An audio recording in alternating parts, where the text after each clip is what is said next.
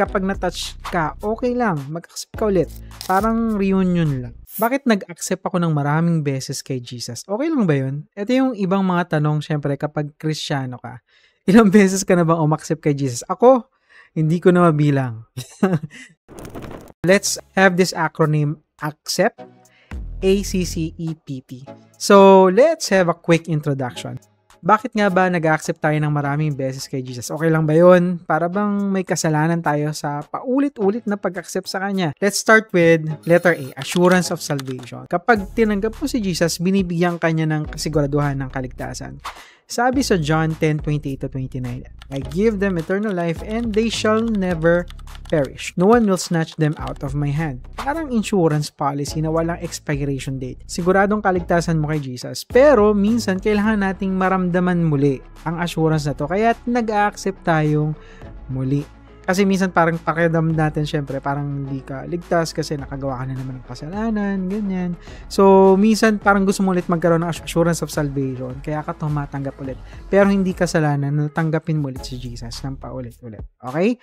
So, next, letter C, conviction of sin. Minsan kasi nagiging aware tayo sa ating mga kasalanan as mentioned before at nararamdaman natin na nangangailangan tayo ulit humingi ng tawad at tanggapin si Jesus. Parang yung feeling na nagkamali at gusto mo lang bumawi. So, sabi nga sa John, verse 9, if we confess our sins, He is faithful and just to forgive us our sins and to cleanse us from all unrighteousness. So, next, letter C, continuous growth. Ang paulit-ulit na pagtanggap kay Jesus ay tanda ng patuloy na paglago sa pananampalataya. Parang isang halaman na lagi dinidiligan para lumago. Sabi nga sa Philippians 1:6, He who began a good work in you will carry it on to completion until the day of Christ Jesus.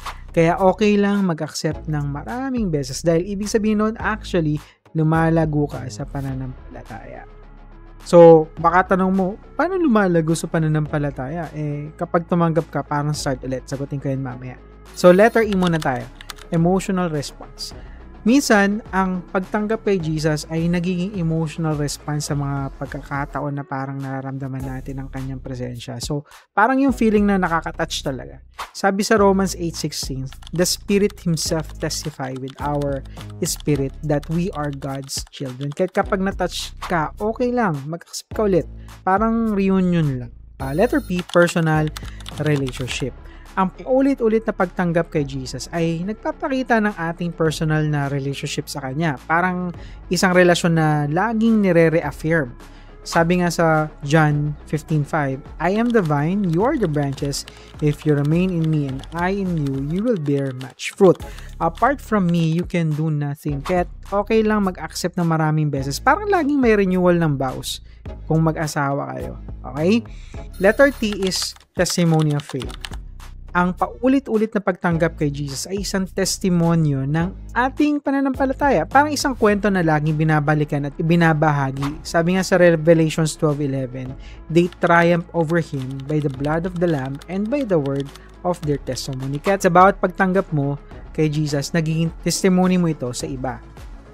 Let's go with the conclusion. Kapatid, hindi masamang mag-accept ng maraming beses kay Jesus. Sa totoo lang, ito ay tanda ng ating patuloy na paghahanap sa Kanya at nagnanais na maging malapit sa Kanya.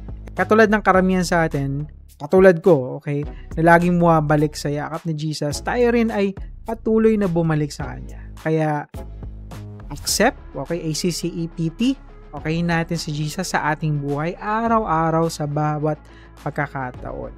Again, we can say, Lord, accept ulit kasi gustong-gusto ko lang. Okay? So, tandaan, kahit paulit-ulit tayo, hindi napapagod si Jesus na tanggapin tayo. Parang best friend na laging nariyan si Jesus. Walang sawang naghihintay. Kaya huwag kang mag-alala, okay lang mag-accept ng maraming beses. Basta may puso kang mapagmahal at tunay na nagmamahal sa Kanya.